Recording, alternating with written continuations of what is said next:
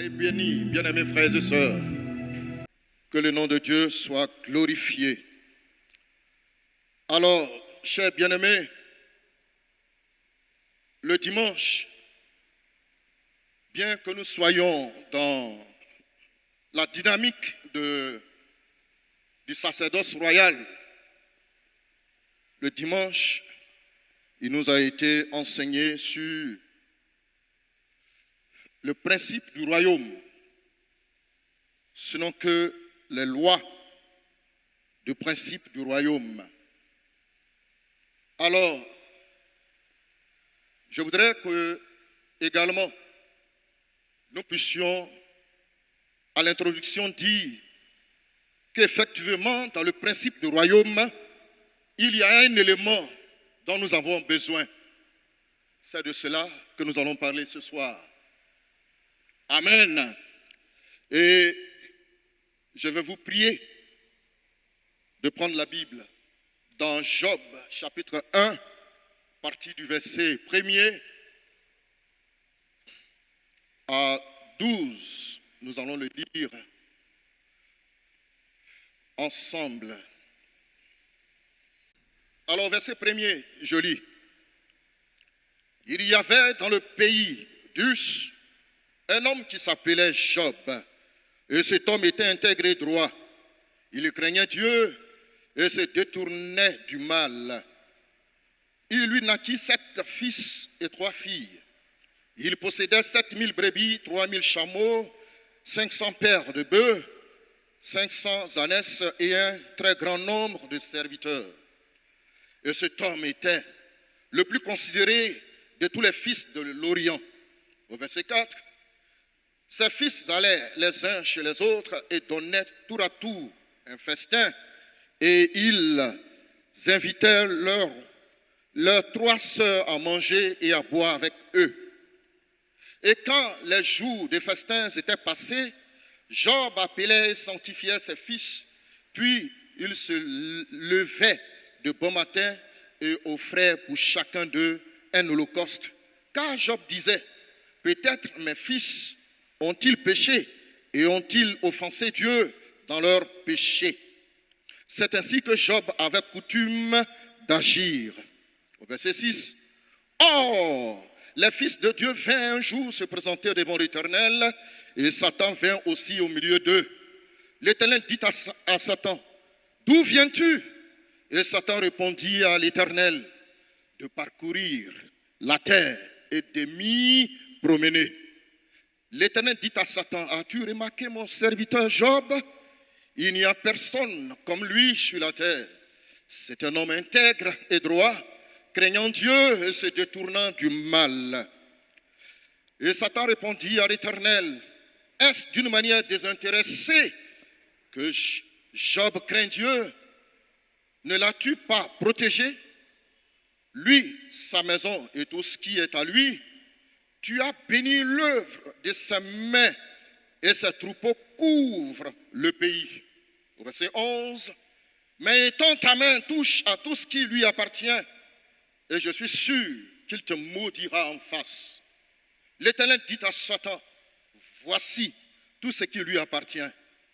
Je te le livre seulement, ne porte pas la main sur lui. Et Satan se retira de devant la face de l'Éternel. Amen. Amen.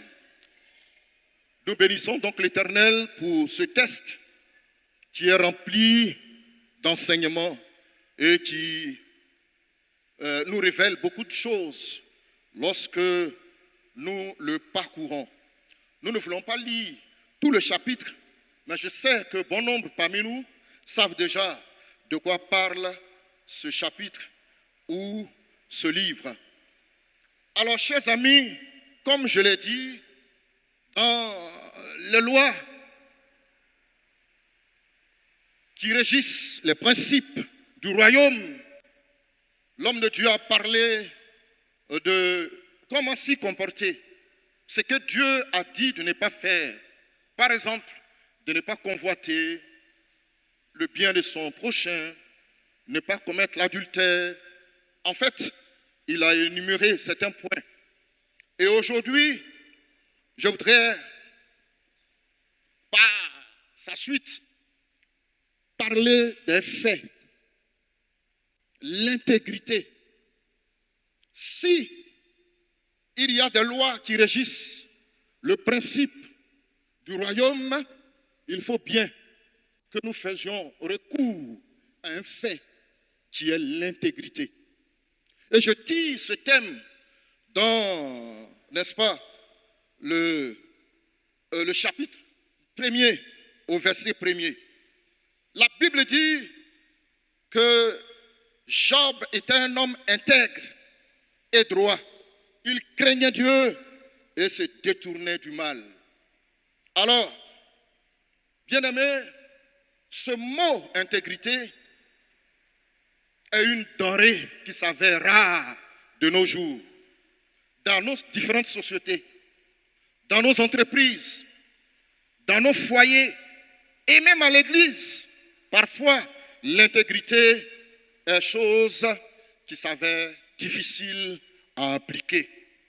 Or, c'est un fait majeur qui tisse la confiance de l'un envers l'autre, qui solidifie nos relations en termes de fraternité, de communion fraternelle, de service de Dieu et de savoir rendre ce qu'on nous confie en termes du patron et du travailleur, donc de l'employé à l'employeur. Alléluia. L'intégrité est parfois rare en nos seins. Et c'est pourquoi je voudrais que nous puissions nous articuler autour de ce mot. Chers amis, pour être un enfant de Dieu accompli, en d'autres termes, il faut faire un clin d'œil à ce qu'est l'intégrité. Il nous faut être intègres, car si Dieu lui-même a rendu témoignage de Job, ça voudra dire que c'est un fait majeur dont nous avons besoin pour avancer dans le royaume. Alléluia. Il te faut être intègre dans des petites choses, mais aussi secrètement. Car la Bible dit, lorsque les enfants de Job allaient chez leurs frères, selon leur programme, pour manger et boire, Job les récupérait. Et il faisait des sacrifices en se disant, certainement, ils ont péché contre Dieu. Dieu, voyant dans le secret ce que faisait Job, alors il va dire de lui que Job est un homme intègre, qui craint Dieu, qui est droit et qui se détourne du mal. Alléluia! Que cela soit pour nous une réalité et un vécu. Qui est d'accord avec moi ce soir? Est-ce que tu peux acclamer le Seigneur? Parce qu'il te faut être intègre. Il nous faut être intègre. Car en cela, Dieu nous bénira. Alors, comme thème, j'ai dit ceci. Que ton intégrité parle en ta faveur. En cette année 2024, si tu prends l'intégrité comme un principe du royaume et que tu en fais ton quotidien face à n'importe quelle difficulté, Dieu défendra ta cause et il viendra à ton secours. C'est de ça qu'il s'agit, bien-aimés. Soyons intègres. Alors, qu'est-ce que être intègre? Ou sinon, qu'est-ce que l'intégrité? Alors, l'intégrité, c'est la qualité d'une personne intègre, tout simplement. Deuxièmement, être intègre, c'est la qualité d'une personne qui ne se laisse entamer par aucun vice. C'est-à-dire, Dieu dit, tu ne commettras pas d'adultère, par exemple. Et tu as un ami qui vient te dire, oh, tu ne peux pas passer toute ta vie ne pas commettre de telles choses. Oh, il faut faire un peu. Mais d'un instant où tu dis, c'est vrai, je vais essayer de voir, tu sors du cadre de l'intégrité. Mais d'un instant où tu dis non, en tant qu'enfant de Dieu, je ne dois pas le faire, alors tu es dans la dynamique de l'intégrité. Alléluia. Troisièmement, alors, c'est aussi l'état de ce qui est entière. Ça veut dire, j'ai une parcelle. Je veille sur l'entièreté de la parcelle que j'ai. Je refuse qu'une partie soit pour une tierce personne de façon illégale. Donc, je préserve l'entièreté de ce qui m'appartient. Alléluia. C'est ça l'intégrité. Soyons intègres, bien-aimés, car c'est très important pour notre évolution, pour notre marche chrétienne. Mes chers amis, il s'agit de quoi exactement? Il s'agit d'un homme riche en son temps, qui jouissait du bonheur et de la grâce de Dieu dans son pays. Et il était l'homme le plus considéré, selon les textes que nous venons de lire, qui était un homme de bien, qui aimait le Seigneur et qui était soumis à sa parole. Mais, chose étrange, alors que Job lui-même ne savait pas ce qu'il attendait, un décret va être pris au ciel. Pourquoi? C'était à un conseil de Dieu avec les fils de Dieu, selon les textes toujours. Dieu va apercevoir Satan et il va lui demander, d'où viens-tu? Il dit, je viens de me promener sur la terre. À Dieu de lui demander, as-tu remarqué mon serviteur Job? Chers amis, à cette question, nous devons beaucoup réfléchir. Toi, tu es Dieu. Job est un être humain, il est sur la terre. Bon, où est ton problème dans cette affaire-là? Et il expose le monsieur qui n'a rien à voir. Il lui dit à Satan lui-même, est-ce que tu as remarqué mon serviteur Job? Mais quel est le rôle de Satan selon vous? Si ce n'est détruire, si ce n'est égorger, si ce n'est tuer. Donc Satan lui-même était déjà prêt pour accomplir si Dieu lui donnait l'occasion. Alors, Dieu va dire à Satan, mon serviteur Job, il est bon, il est droit, il est intègre, il me craint.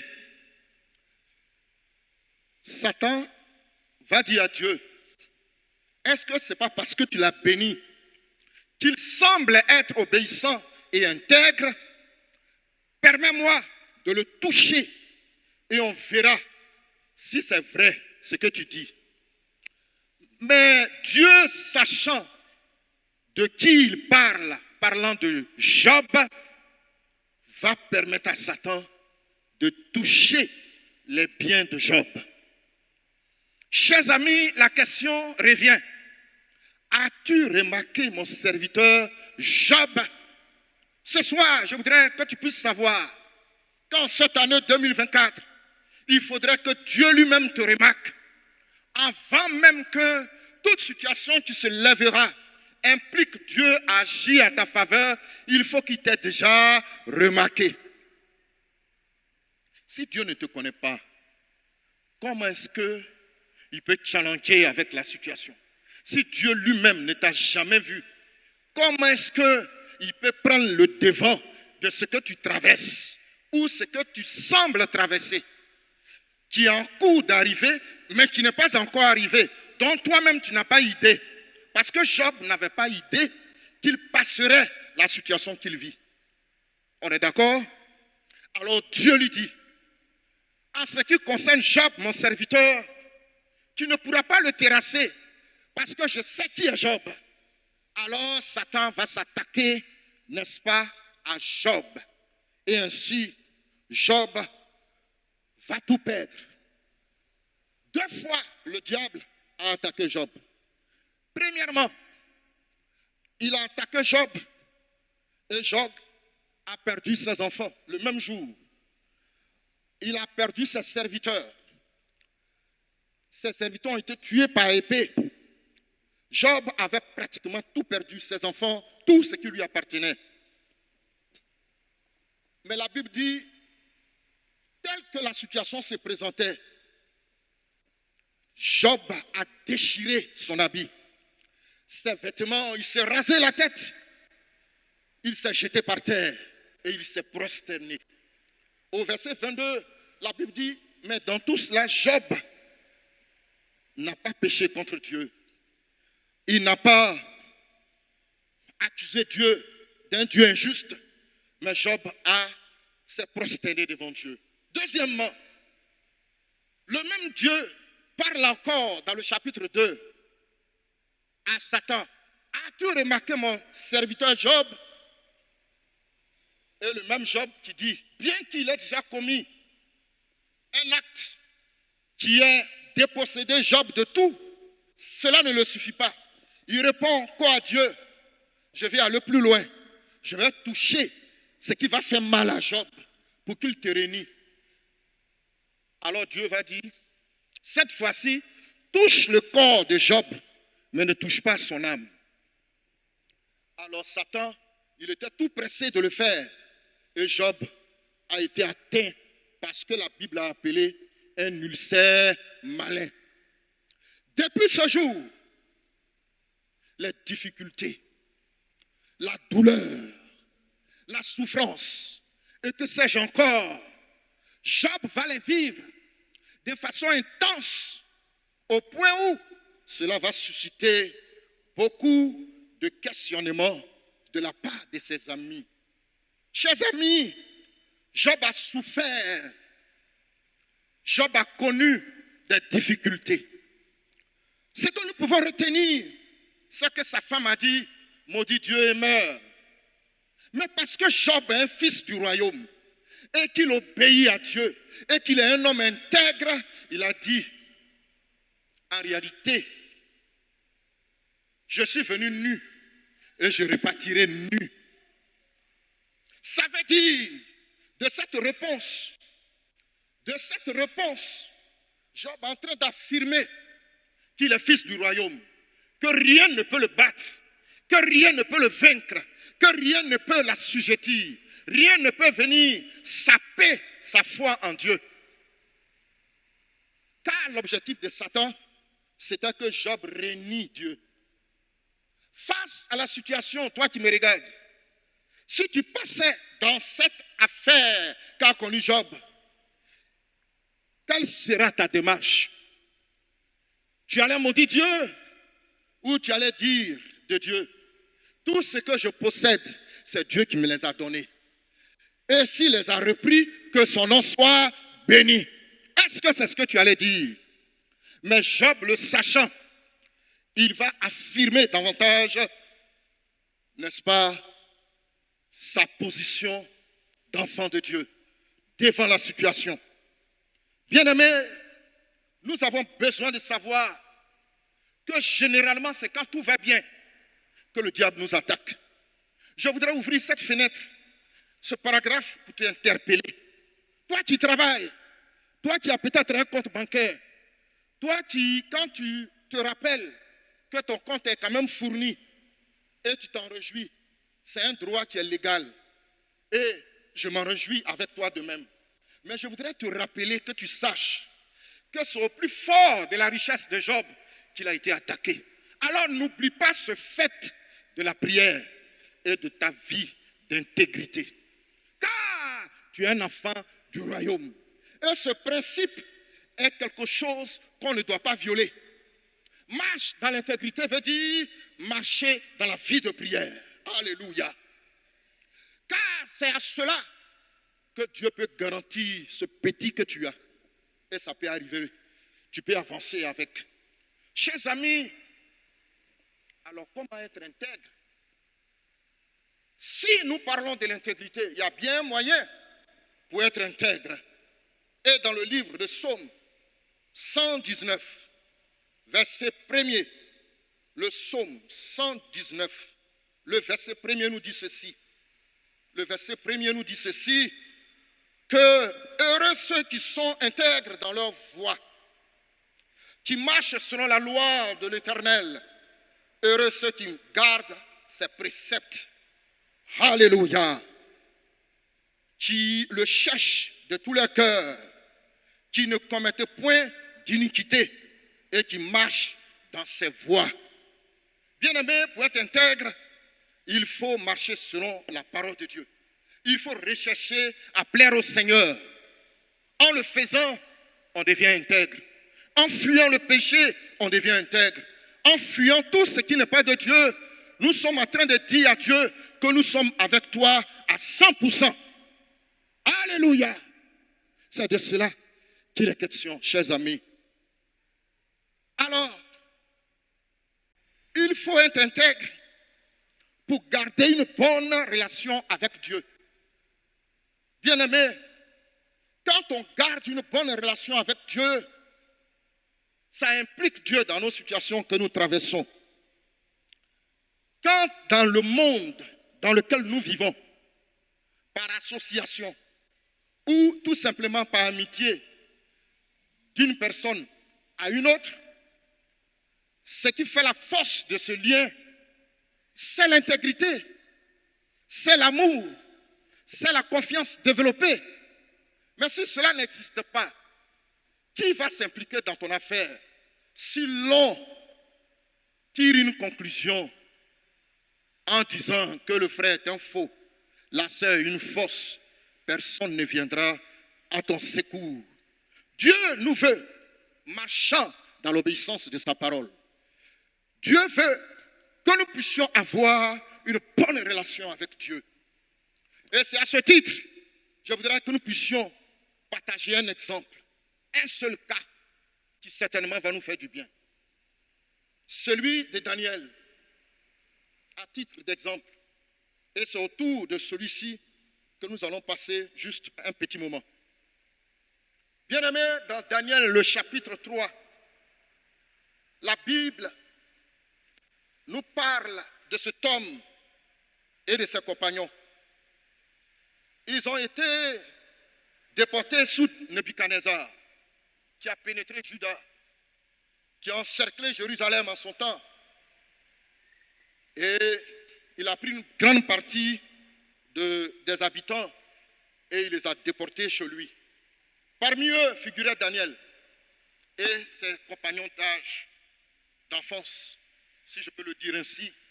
Ils se sont retrouvés donc à Babylone. Bien-aimé, si tu intègres, Dieu parlera toujours à ta faveur. Parce que c'est un principe du royaume. Dieu le veut pour toi et pour moi. Voici Daniel, lui qui avait autour de 12 à 15 ans, s'est retrouvé déporté, loin de sa famille. Alors, arrivé là-bas à Babylone, Nebuchadnezzar donne ordre à un de ses eunuques, du nom de Ashpenaz. Il lui a dit, ces enfants-là,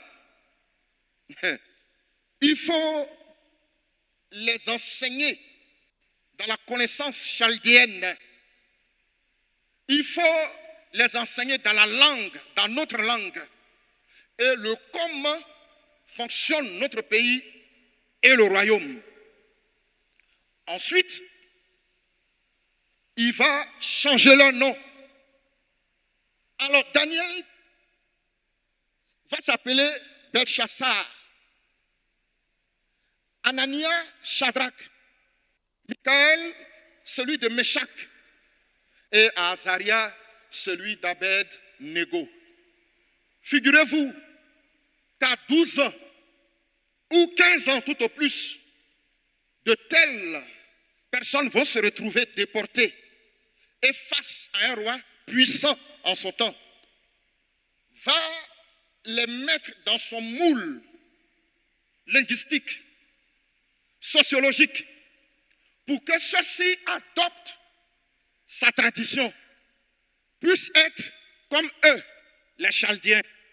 Donc, en un mot, c'était pour effacer en Daniel l'adoration du Dieu hébreu. C'était d'effacer en Daniel d'enfant de Dieu qu'il était pour devenir un membre entier de Babylone.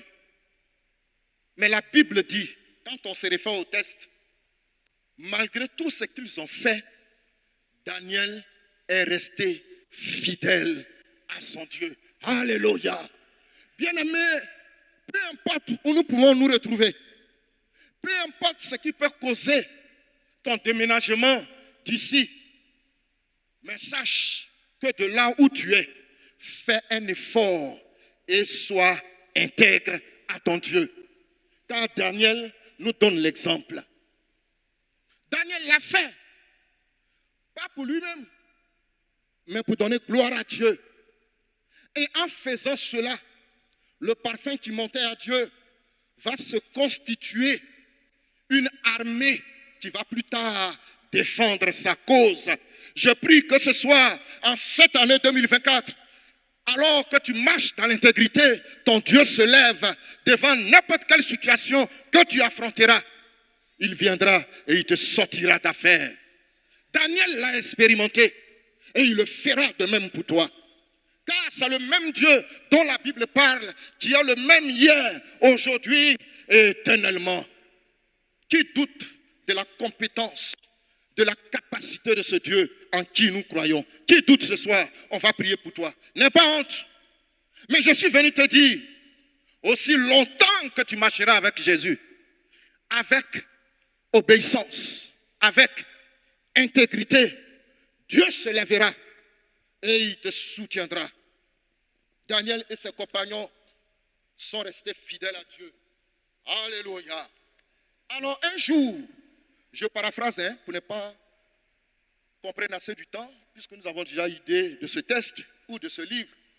Un jour, le roi qui avait érigé une statue à son image a réuni les hommes forts de son royaume, les hauts cadres, les responsables, et il va les faire asseoir, y compris Daniel et ses compagnons, puisqu'ils étaient déjà des intendants du royaume.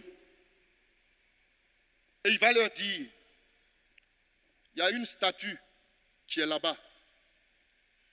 Toutes les fois que une trompette sonnera, vous devez vous tenir debout, vous prosterner et l'adorer. Eux tous ils ont dit, ô roi, on a compris. Et chemin faisant, ils vont se rendre compte que Daniel et ses compagnons, quand il y a la trompette, ils ne se prosternent pas. Ils n'adorent pas la statue. Alors le complot va être mis en marche. Le complot d'extermination de Daniel et ses compagnons vont être mis en marche. Ils vont aller chercher à savoir quel est le mobile qui pousse Daniel à ne pas obéir à ce que le roi a dit. Alors ils vont se rendre compte que Daniel prie 3 fois par jour. Il prie un autre Dieu. Et qu'il le fait 3 fois par jour. Ils vont aller rapporter au roi. Le roi, dans sa colère, va les faire appel. Et il va leur dire, restez à côté de moi. Si la trompette sonne cette fois-ci, je vais vous voir, vous prosterner. Mais sachez, si vous ne le faites pas, je ne vois pas quel est le Dieu qui viendra vous délivrer de ma main. Oh, chers amis, j'aime la réponse qui va suivre. Regardez, le diable, il vient, il nous intimide parfois. Il donne l'impression que c'est lui qui maîtrise notre lendemain. Or, en réalité, il ne sait rien du tout. Le diable ne sait rien sur toi. Mais c'est dans notre ignorance, on lui donne l'impression qu'il maîtrise notre lendemain. Je veux que tu sortes de là, bien-aimé. Je veux que cette façon de comprendre les choses t'échappe ce soir et que tu en sois guéri au nom de Jésus. Le diable est un menteur. Dis avec moi, le diable est un menteur. Il a fait croire qu'il allait soumettre Daniel et ses compagnons à sa guise. Mais c'était l'erreur qu'il ne fallait pas commettre. Alors, la réponse de Daniel. Daniel dit, nous n'avons pas à ce sujet à te répondre, ô roi. Mais ce que nous savons, alléluia, c'est que notre Dieu nous délivrera de ta main. Est-ce que ce que tu traverses, est-ce qu'au milieu même de tes souffrances, tu peux te lever et dire à la situation, je crois que tu ne peux plus continuer de m'engloutir, car au nom de Jésus, Dieu me délivre de ta main. C'est ce qui a été le cas de Daniel. Et ce soir, je prie que ton Dieu te délivre de tout ce que tu peux connaître comme situation.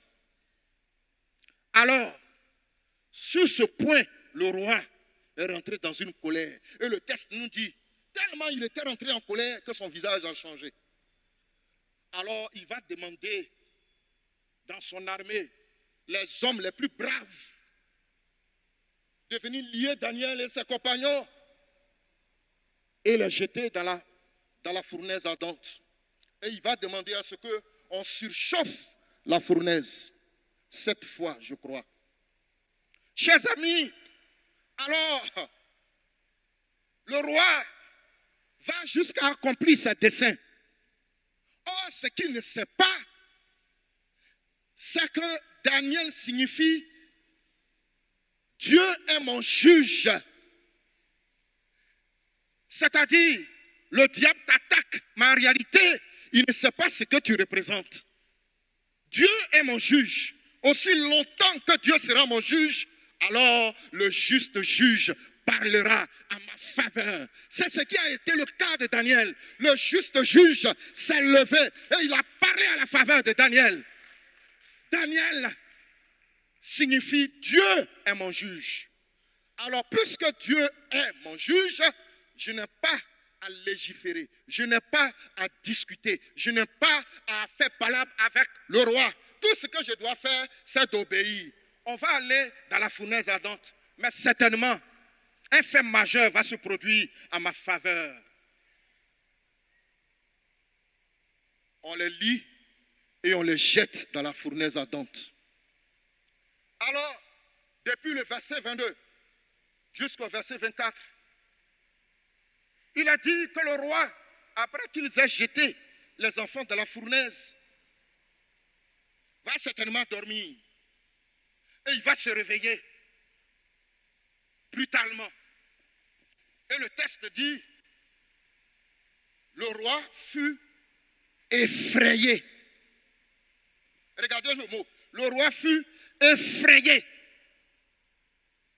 Et il demande à ses gardes, je vais voir si ceux qu'on a jetés dans la fournaise sont en vie. Là, il fallait tester la puissance de ce Dieu pour qui des jeunes gens peuvent aller jusqu'à se sacrifier. Le roi, semble-t-il, selon moi, mon analyse, voudrait quand même vérifier de plus près qui est ce Dieu des Hébreux, qui est ce Dieu capable au point où quelqu'un peut se donner. Donc il faut qu'il vérifie. Alors il va. Dis avec moi, mais à son grand étonnement. Alléluia. Dis-le fort, mais à son grand étonnement. Il regarde et il voit des mouvements bizarres, étrangers. Oh, oh. Alléluia. Il regarde, il voit 3 personnes qui se promènent au milieu du feu. Mais chose étrange, il constate un 4e visage. Alors il appelle et puis il dit, n'avons-nous pas jeté 3 personnes dans la fournaise ardente? Comment se fait-il? Comment se fait-il? Tous ceux qui se lèvent contre toi diront, comment se fait-il? Tous ceux qui veulent t'abattre diront, comment se fait-il? Tous ceux qui veulent que tu meurs diront, comment se fait-il? Alléluia. Comment se fait-il? Oui, c'est ce qui se fait. Nous qui sommes les Hébreux, nous qui sommes enfants de Dieu, nous qui sommes les enfants du Nouveau Testament, nous qui sommes en Jésus-Christ, c'est comment se fait-il que tu vas dire, toi mon ennemi, parce que lui, il ne sommeille ni ne dort. Alors, il va dire, je vois un 4e homme. Oui, c'est normal que Nebuchadnezzar voie un 4e homme. Parce que le Dieu d'Israël, son affaire ne reste pas cadeau. Tu ne peux pas t'attaquer à ses enfants et il va te laisser te balader. Il faut qu'il te montre qu'il est le Dieu qui détient nos destinées. C'est lui qui combat pour ceux qui lui appartiennent. Est-ce que tu veux bénéficier de la grâce de Dieu? Si tu veux vivre dans le royaume à laquelle nous appartenons, comme principe, fais recours à l'intégrité. Sois intègre, car ça paye toujours. Alors, le roi demande à ce qu'on le fasse sortir. Et qu'est-ce qu'il va dire? Il dit, mais le feu n'a même pas eu d'effet sur eux. Le feu n'a même pas eu d'effet sur leurs cheveux. Le feu n'a pas eu d'effet sur leurs habits. Tout ce qu'ils avaient. Oh, bien-aimés. Mais à cause du quatrième homme, rien de ce que le roi avait prévu pour eux n'a marché. C'est Dieu qui a dit, j'enverrai moi-même mon ange et il marchera devant vous. Et c'est cet ange, ce quatrième homme qui est rentré dans la fournaise et qui a fait la différence. Ils sont sortis indemnes et toi tu sortiras indemne. Peu importe ce que tu vivras, mais parce que tu faisais recours à l'intégrité, tu sortiras indemne. Tes ennemis mordront la poussière et ainsi le nom de ton Dieu sera glorifié. Chers amis, la Bible dit ceci dans Ésaïe 43 à partir du verset 1 à 3. La Bible dit ceci. Ainsi parle l'Éternel. Sinon, ainsi parle maintenant l'Éternel qui t'a créé, ô Jacob. Celui qui t'a formé, ô Israël. Ne crains rien car je te rachète. Je t'appelle par ton nom. Tu es à moi. Si tu traverses les eaux, alléluia, je serai avec toi. Et les fleuves, ils ne te submergeront point. Si tu marches dans le feu, tu ne brûleras pas. Oh, j'aime ça. Et la flamme ne t'embrasera pas. La flamme de l'ennemi ne t'embrasera pas. Les difficultés de la vie ne t'emporteront pas. C'est une promesse et Dieu l'a tenue. Veux-tu laisser libre arbitre à Dieu d'agir dans ton histoire, dans ta vie? Il est prêt à le faire. S'il l'a fait pour Daniel et ses compagnons, il le fera ainsi pour toi. Ainsi Dieu les a délivrés de la fournaise et de la main du roi. Parce que Daniel l'avait dit, nous n'avons pas à discuter avec toi sur ce point, mais ce que nous savons, Dieu nous délivrera de ta main, ô roi. Dieu a marché sur la déclaration de Daniel et ainsi ils ont été délivrés. À l'image de Daniel, vu ce que nous venons de voir, nous pouvons dire que Job avait le droit de dire, mes oreilles avaient entendu parler de lui, mais maintenant, mes yeux l'ont vu. Parce que Job était un homme intègre, parce que Job était un homme droit, parce que Job était un homme qui craignait Dieu. Dieu l'a restauré. Dieu lui a donné doublement ceux qu'il avait perdus. Satan a perdu, Job a gagné. Nebuchadnezzar a perdu, Daniel et ses compagnons ont gagné. Bien-aimés, soyons intègres, car l'intégrité fait partie des principes du royaume. Tu ne peux pas dire que tu es un enfant de Dieu et être un faux avec toi-même. Tu ne peux pas dire que tu es un enfant de Dieu et être responsable et avoir un mauvais témoignage. Ce n'est pas bon. Sortons de ces choses et honorons notre Dieu, honorons notre royaume, honorons notre Seigneur, parce qu'il a tant payé le prix pour nous. Alors en conclusion, dans Somme 37, à partir du verset 18, la Bible dit ceci. La Bible dit, l'Éternel connaît les jours des hommes intègres et leur héritage durera jamais. L'Éternel connaît les jours des hommes intègres et leur héritage dure à jamais. Veux-tu voir ton héritage durer à jamais? Mais sois intègre. Veux-tu que la bénédiction que Dieu déverse sur toi se déverse sur tes enfants? Mais sois intègre. Veux-tu échapper à la maladie de façon cyclique? mais sois intègre. Veux-tu échapper au filet des sorciers, mais sois intègre. Veux-tu voir ta vie socio-professionnelle et existentielle être bénie, mais faire recours à l'intégrité, bien-aimé. Car l'Éternel connaît les jours des hommes intègres et leur héritage durera jamais. Que le nom de Dieu soit béni. Que Dieu bénisse sa parole. Qu'il fortifie chacun d'entre nous. Que sa bénédiction surmonte, embrasse, influence notre quotidien. À lui soit la gloire au nom de Jésus. Amen.